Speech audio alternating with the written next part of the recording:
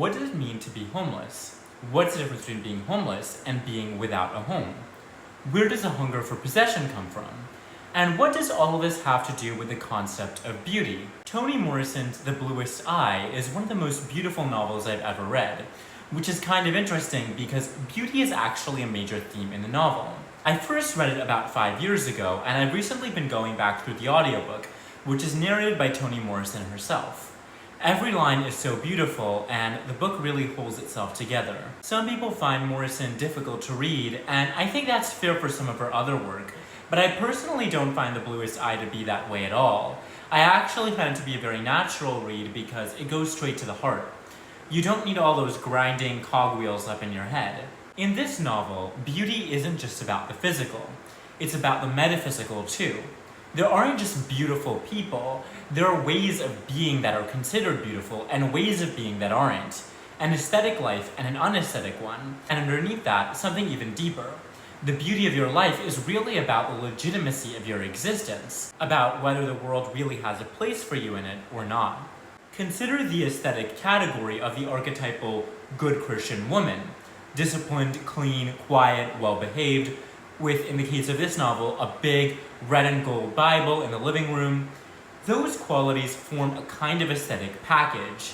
Being quiet versus being noisy has nothing inherently to do with how religious or spiritual someone is, and yet quiet falls on the beautiful side of the ledger, and noisy falls on the ugly side. It extends to food too. A deep dish berry cobbler with purple juice bursting through the crust, referenced in the novel, symbolizes beauty and the beautiful life that the Fisher child lives.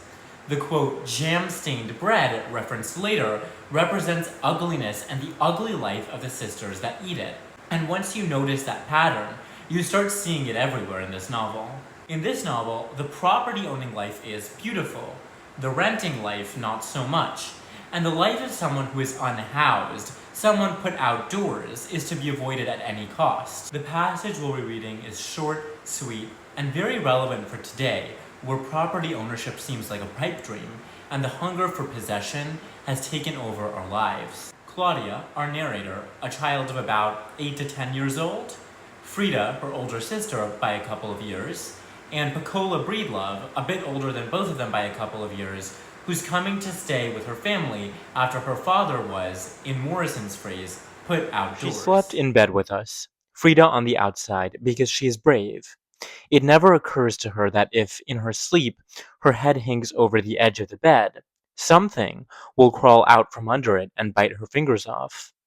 I sleep near the wall because that thought has occurred to me. Pecola, therefore, had to sleep in the middle. Mama had told us 2 days earlier that a case was coming, a girl who had no place to go. The country had placed her in our house for a few days until they could decide what to do, or more precisely, until the family was reunited. We were to be nice to her and not fight. Mama didn't know what got into people, but that old dog Breedlove had burnt up his house, gone upside his wife's head, and everybody, as a result, was outdoors. Outdoors, we knew, was the real terror of life. The threat of being outdoors surfaced frequently in those days. Every possibility of excess was curtailed with it. If somebody ate too much, he could end up outdoors. If somebody used too much coal, he could end up outdoors. People could gamble themselves outdoors, drink themselves outdoors. So, what's interesting to me is that being put outdoors is framed as the real terror of life, and it's framed as a consequence, as a punishment for excess, right? So, it's what happens when you go too far, when you eat too much, when you drink too much, when you use too much coal, you could end up outdoors. And these are all the same sin in a sense. They're all gluttony in all of its forms. And this gives being put outdoors a moral weight to it that goes beyond just losing your housing. It's not just bad luck happened to you or unfortunate circumstances occurred to you. It's framed as the consequences of a certain kind of life. Sometimes mothers put their sons outdoors, and when that happened, regardless of what the son had done, all the sympathy was with him. He was outdoors, and his own flesh had done it. To be put outdoors by a landlord was one thing, unfortunate, but an aspect of life over which you had no control, since you could not control your income. But to be slack enough to put oneself outdoors, or heartless enough to put one's own kin outdoors, that was criminal. There's a difference between being put out and being put outdoors. If you are put out, you go somewhere else. If you are outdoors, there is no place to go.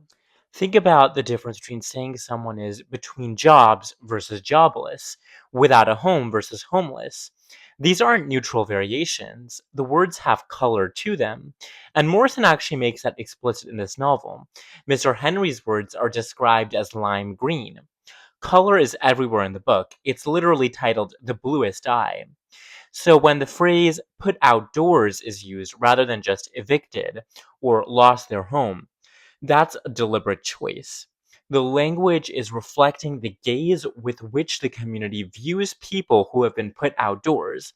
It's reflective of the aesthetic preferences of the community and of the community's moral framework.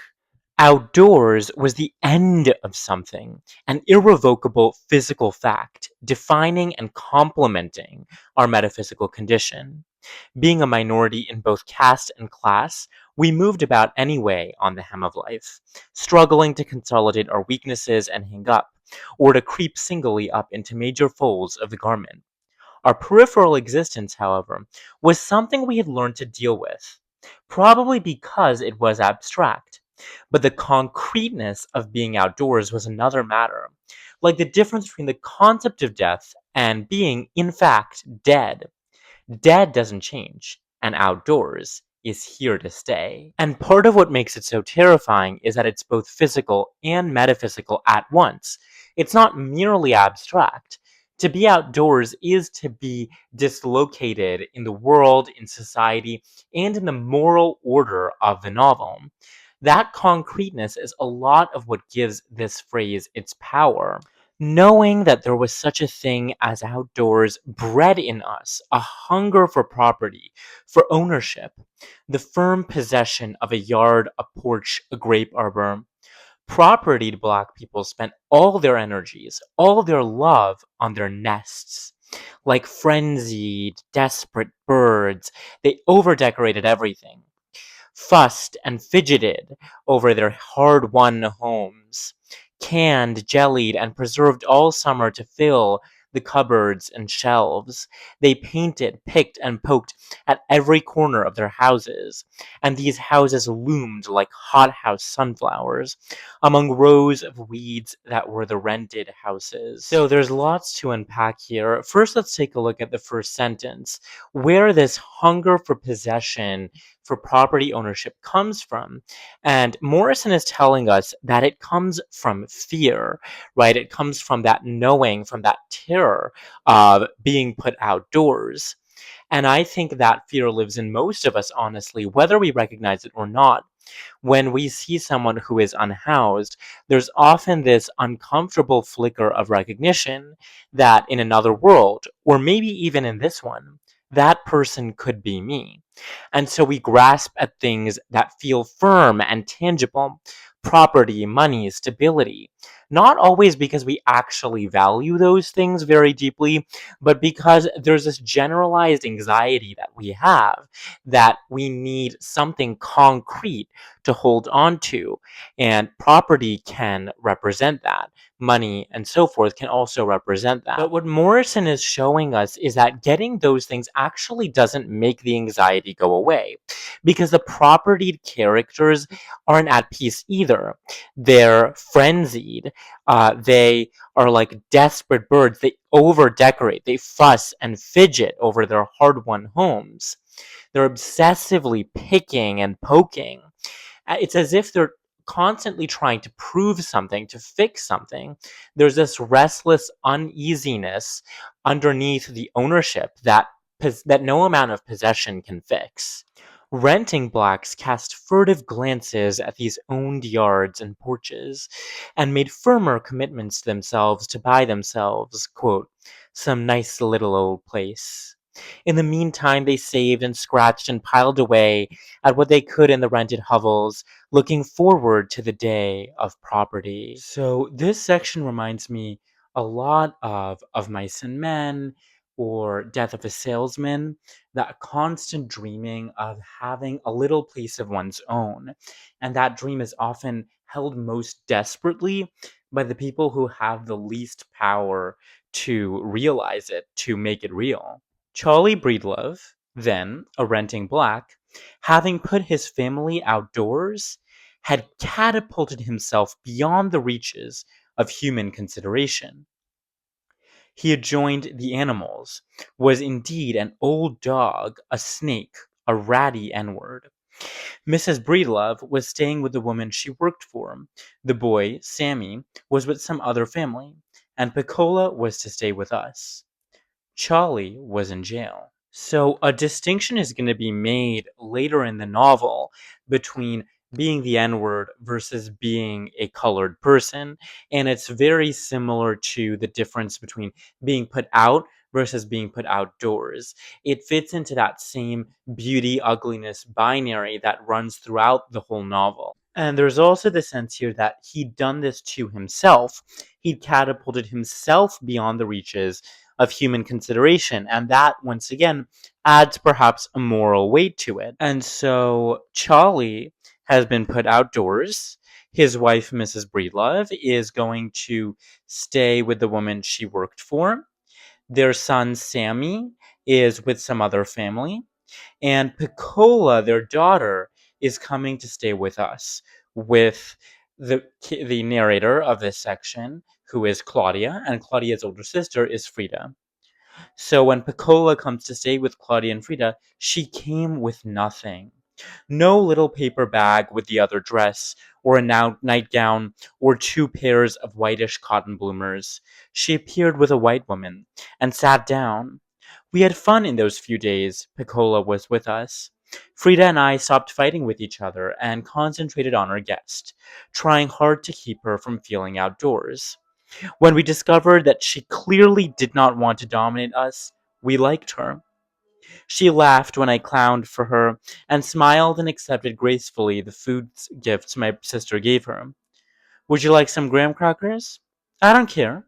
Frida bought her 4 graham crackers on a saucer and some milk in a blue and white Shirley Temple cup. She was a long time with the milk and gazed fondly at the silhouette of Shirley Temple's dimpled face. Frida and she had a loving conversation about how cute Shirley Temple was. I couldn't join them in their adoration because I hated Shirley. Not because she was cute, but because she danced with Bojangles, who was my friend, my uncle, my daddy, and who ought to have been soft shoeing it and chuckling with me. And maybe that's what Morrison is saying underneath it all. The hunger for possession doesn't come from greed. It comes from terror, the fear of being, quote, put outdoors. Not evicted, not homeless, put outdoors. Like the world itself has decided you don't belong inside anything. And the tragedy is that that grasping never really works. You can own property, you can prove yourself respectable, you can put as much distance as possible between yourself and the street, and still feel just as cast out as ever. The property characters in the novel aren't at peace. They're just afraid in a nicer house. Which is why I keep coming back to beauty, because that's what all this is really about. Not just blue eyes or clean kitchens or big red and gold Bibles, but the beauty of a life, the legitimacy of an existence.